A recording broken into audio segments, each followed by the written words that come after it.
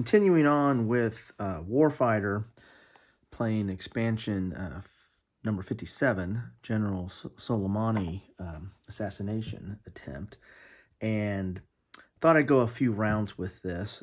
If you've looked at my previous videos, you've got the setup and the build and the background for this scenario. One of the things as I was looking at the build and trying to figure out, what I was going to take with me and how I was going to do plan this mission, I noticed that I have to attack Soleimani from range 2, so that's basically from this space. But my understanding of the rules are that in order to, this starts out as inactive. In order to activate this, I need to move adjacent to it. So I'm going to actually have to move up to here, activate it, and then I'm gonna have to fall back. So at least that's the way I'm interpreting it. So there's going to be a little bit more than just popping up here, taking a shot, and then trying to run out. I'm going to have to do some maneuvering in between there. What I settled on for my equipment is the M14 rifle, the bar knife, and of course I have built-in night goggles. So I'm pretty much going to rely upon, knife or unarmed combat, if anything, in my area where I am, situated at, and then taking shots, 1 to 2 range down, because the rifle does pretty good at that range. Another thing, I'm going to be referring to rules every once in a while. As I've said, previous times before, I've played a lot of games, have a lot of games, play a lot of games, and whenever I go back to one, there's a little bit of a learning curve. One thing that Warfighter has is they have this keyword chart, which I find almost essential. There might be a few things on here that are not in the rule book, or at least not readily available or hard to find in the rule book. So I refer to this quite often to try to figure out what's going on. And then of course you have the rule book, and I don't want to the pros of this rule book is that it's universal. So for all the different Warfighter offerings, modern was the first one, you have Shadow, you have World War II, and I think the next one is probably going to come out as fantasy, but this gives you the rules for all of them, and mainly gives you the rules for some of the nuances for each one of them. I mean, there's the basic rules of combat, moving and combating and engaging the hostiles. But, like for example, in Shadow, it has the rules for how you're dealing with the noise and some of the nuances for that game as well. The problem with that is that they're all laid out in kind of the order of how you play the game, and so you're constantly trying to find, well, there's a section on Shadow, but there's also some specifics to Shadow that are in the combat section. So you'll go to the Shadow section for stuff like, pulling out the hostiles and unaware, or dealing with noise, but like dealing with hand-to-hand, well, that's in the normal combat section that covers all these. And plus on top of it, some people have issues with the way DVG lays out their rule books. I don't know. I haven't come up with a better way. I haven't built up any of my own supplements. Some people might have done some play raids on it, but I don't know. This is in need of some help, because I don't know. I find it hard to I'm constantly searching through that rule book. It's not just as and the game's really not that hard, but I'm constantly searching through the rule book, trying to understand what am I doing on some stuff. So bear with me as I get into that. So with that, I'm going to start off with the hand is based on my health, so that's 6 cards. So I'll draw 1, 2, 3, 4, 5, 6 cards, and then oh, good, I got a location, which that's good. I got in together. Every soldier, that's just me. I'm on a solo mission. I'll get an XP. Stealth kill, that's going to be helpful. Steady aim, that's good. I've got another XP here, okay. And 2 quiet, may only play if there are no hostiles in play, okay. So may only play if there are no hostiles in play. All soldiers gain 1 extra action at the start of the soldier's turn the first time a hostile is in play. Okay, good. So, well, we'll see if I need to use that or not. So let's, so on this, I've got, and as far as actions are concerned, I'll put that down for a second. There is a chart on the shadow board that talks about the soldier's turn and the hostile turn. And so on the soldier turn, the first thing you have is environment. Well, we don't have any environment cards here. I think those really came into play with, they might have come into play. I mean, I know they came into play like with World War II and some of the Russian front. I think there was a lot of environment cards in there. Then you have actions. The actions you can do, and I have 2 actions. So let's put those there. Those are my two actions that I have for my soldier. You can attack. You can play an action card, which is one of these. You can reload. I don't need to reload right now. I'm fully loaded up because I'm just starting out the mission. I can discard a card, discard and draw. So I can discard as many cards as I want and then draw back up to my hand size. I can move. I can't move if there's no location there. I can remove 1 suppress. There's none of that's in play yet. And I can engage in hand-to-hand combat, and that might actually take multiple actions depending upon, I believe that might be depending upon the location. And then I can retain costs. I have to look that up. But so on my turn, I need to get a location out there. So so I can discard this card and draw a card from the location deck selected for this mission. So that's the first thing I'm going to do is I'm going to discard this and then draw a location card. And these are locations that are specific to this mission.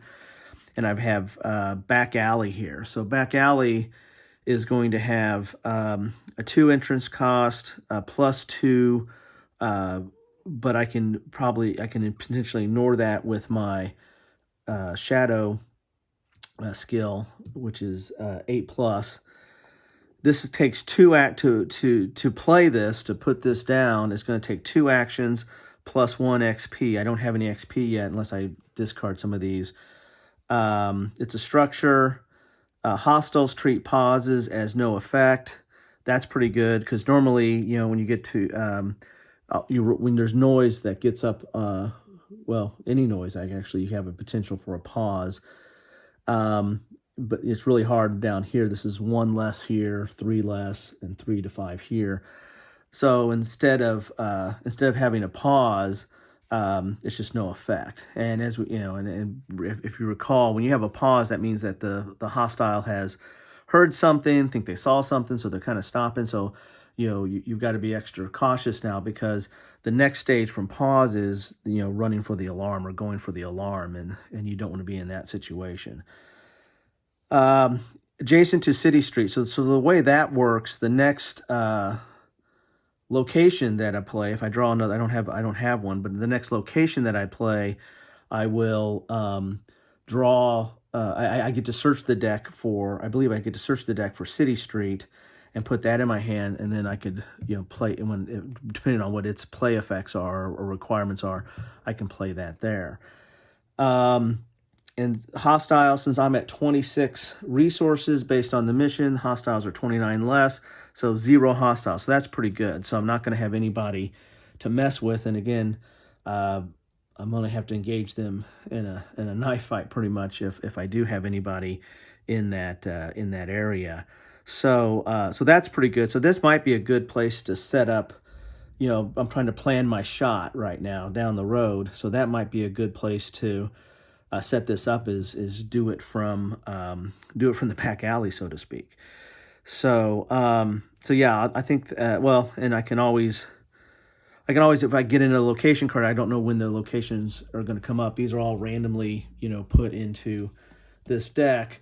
And so I have to draw another location to get here. The neat thing about back alley is I can, I'm not subject to whatever the randomness is there for this location. if I go with this, I can go get the city street. City street, I would imagine, is going to be relatively noisy, so that's good for me because I'm starting out with quiet streets. So I'm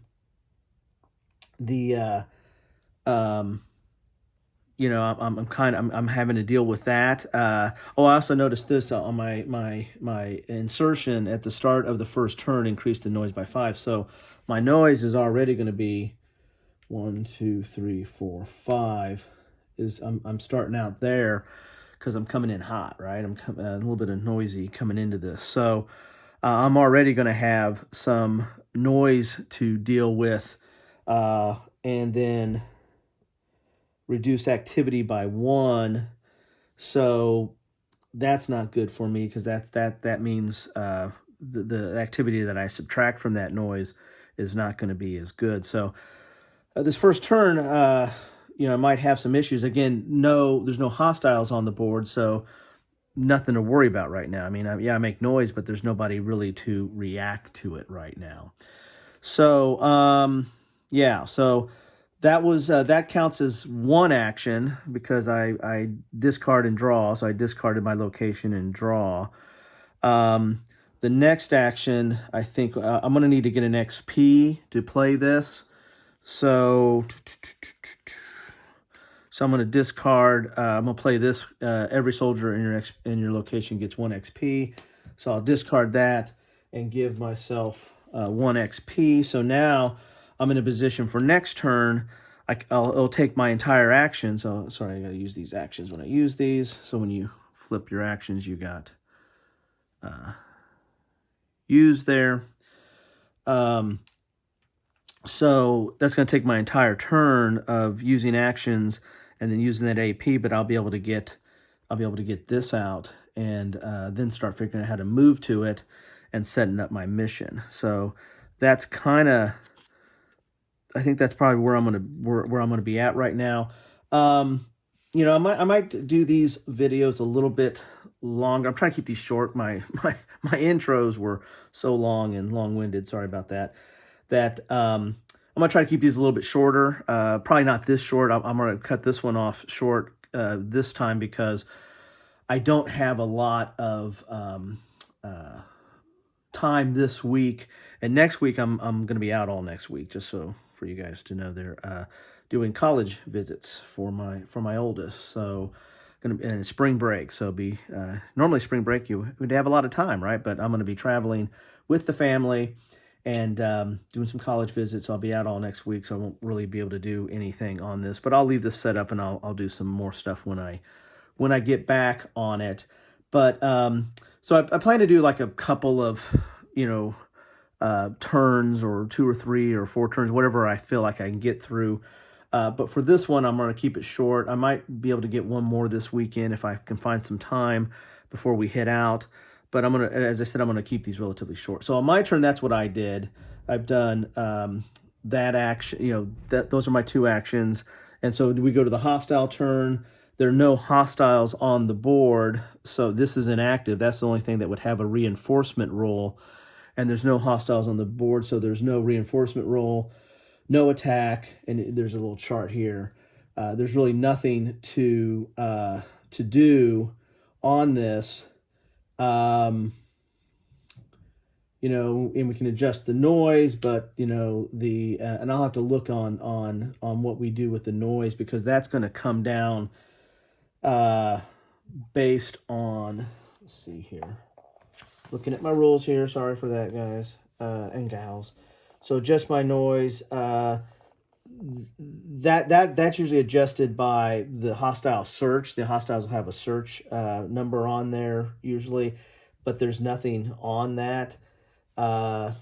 So anyway, so it looks like that might be it. I'll have to go back and look and see what I can adjust for the noise, but that's pretty much going to be the turn, and my timer is going to go down to 9. So that, I have 10 turns to get through this. So that's just a real quick look at the first thing. I'll check up on the noise and figure out where we landed on that, and I'll give an update on the next one that I do. But that's what I have for today. We'll try to continue on and see what kind of the play is. And I'm going to try to keep these a little bit shorter. Thanks.